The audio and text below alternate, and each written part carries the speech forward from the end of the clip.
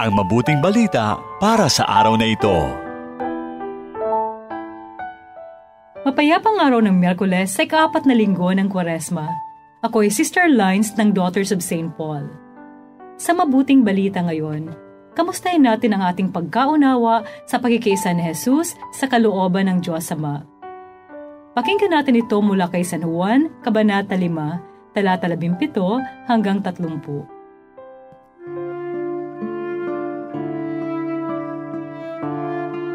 Sumagot si Jesus sa mga Hudyo, "Kumikilos pa rin ang aking Ama, kaya't kumikilos din ako."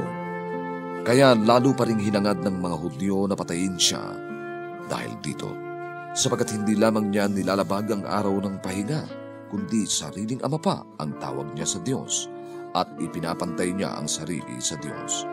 Kaya sumagot si Jesus at sinabi sa kanila, Talagang sinasabi ko sa inyo, hindi makakagawa ng anuman ang anak mula sa kanyang sarili, maliban sa nakikita niyang ginagawa ng Ama.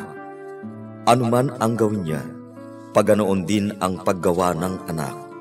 Ibinabangon nga ng Ama ang mga patay at nagbibigay buhay siya.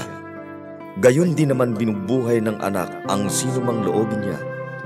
At hindi nga hinahatulan ng Ama ang sinuman, kundi ibinigay niya ang buong paghatol sa anak, upang parangalan ng lahat ang anak, gaya ng pagpaparangal nila sa Ama. Ang hindi nagpaparangal sa anak, ay hindi nagpaparangal sa Amang nagsugo sa kanya. Talagang sinasabi ko sa inyo, na may buhay na walang hanggan ang nakikinig sa salita ko, at naniniwala sa nagsugo sa akin.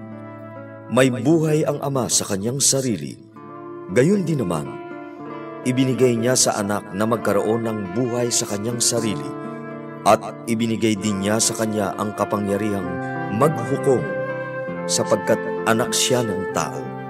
Wala akong magagawa sa ganang sarili. Naghuhukom ako ayon sa aking naririnig, at matuwid ang paghuhukom ko, sapagkat hindi sariling kalooban ang hinahanap ko, kundi ang kalooban ng nagsugo sa akin. Magandang araw po sa inyong lahat. Ito po si Brother Vince ng Society of St. Paul. Ang ating pagninilay ngayong araw ay mula sa panulat ni Reverend Lawrence de Peralta ng Society of St. Paul. Gaano ba kalalim ang ating pagkakakilanlan at ugnayan sa Diyos? Sa Ebanghelyo, ipinakita ni Jesus ang malalim niyang ugnayan sa Ama sa pamamagitan ng pagsunod hindi sa kanyang kalooban, kundi sa dakilang kalooban ng kanyang Ama. Ganito ang inaasahan ni Jesus na gawin din natin sa ating buhay Kristiyano, ang sundin ang kalooban ng Ama. Bakit? Dahil may buhay na walang hanggan ang ipagkakaloob sa sinumang tapat na sumusunod sa kalooban ng Ama. Papaano? Makinig at sumunod sa mga turo ni Jesus, dahil iisa ang kalooban ni Jesus at ng kanyang Ama. Kung taos-puso tayong nakikinig at sumusunod kay Jesus, hindi kailanman tayo mapapahamak, bagkus maliligtas pa tayo mula sa ating mga kapahamakan.